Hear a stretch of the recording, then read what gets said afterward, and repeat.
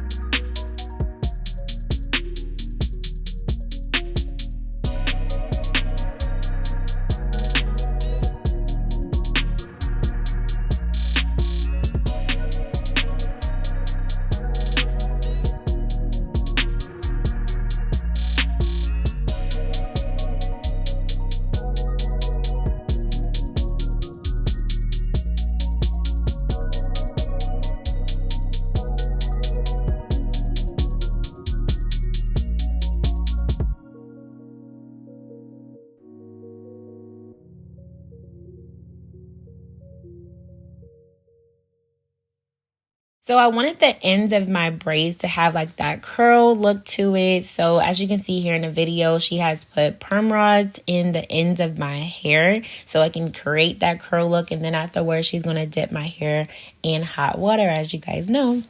Ya vi que estás aquí, tan cerquita de mí, y me hacía falta, porque la última vez que vine tú no estabas, baby. Oh, vamos a tomar toda la noche, mujer, te invito a bailar hasta el amanecer. Tú quieres jugar y no quieres perder, vamos a bailar, quiero verte mover. Okay guys, so as you can see, these are the final results of my hair, and I got this done on January the 6th. So you're just now seeing this video, but I loved my hair, and it's rare for me to say that for a stylist. I loved how my hair turned out. It was really good work. It was very neat, and the price was very reasonable. In the next clip you'll see the pricing is in pesos, but it was $77 US dollars, and I gave her a $20 tip. That is a good price for waist length braids, knotless braids. So yeah, I love the results. If I come to Santo Domingo again, I would definitely come back to the shop.